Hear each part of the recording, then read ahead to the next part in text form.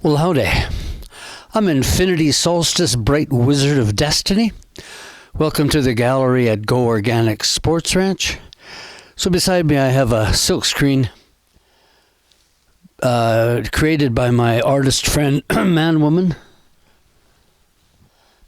Help a Smile Grow. It's a good one. This video blog is called Edward Abbey Beer Flyway Disc. I'm at this moment reading a compendium of Edward Abbey's writings. He is an interesting man with an amazing number of different perspectives.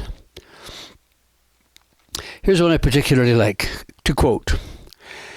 Instead of mountain men, we are cursed with a plague of diggers, drillers, borers, grubbers, asphalt spreaders, dam builders, overgrazers, clear cutters, strip miners, whose object seems to be to make our mountains match our men, making molehills out of mountains, for a race of rodents, for the rat race.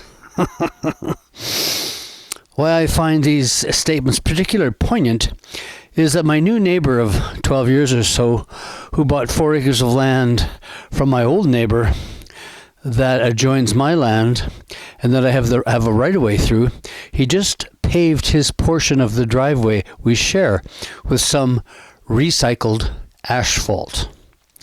Just a bit more asphalt spreading as the modern world gets closer to my rural hideaway. Just finished most of my chores for the day, so I have cracked a beer from our local brewery. $5 a half-liter can. In fact, it's not even quite half a liter.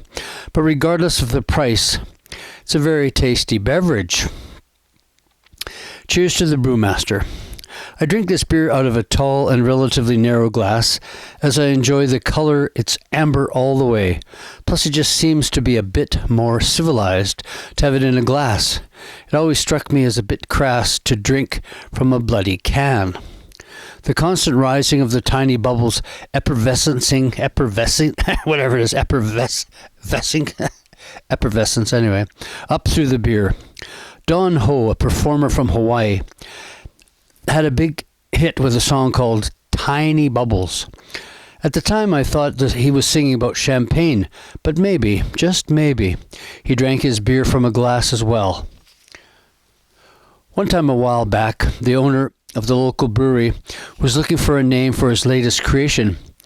What's a beer without a good handle? The beer I like is called Blower Pow, representing blowing through powder snow on skis or a snowboard on a wintry day.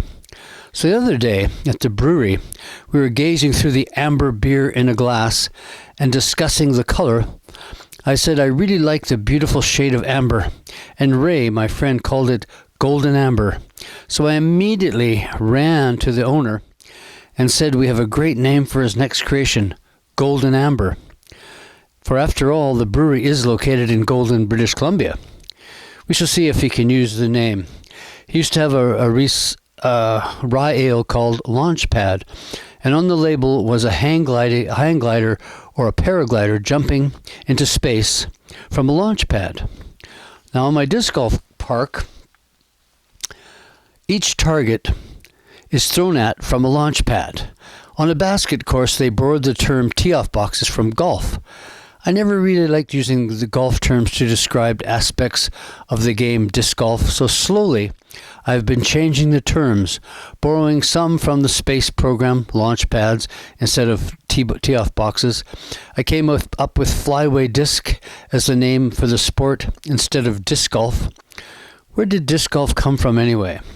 I think it was a lazy Californian who just borrowed all the terms from ball golf, probably just a beach bum throwing around a frisbee at the beach one day at objects and decided to call it disc golf.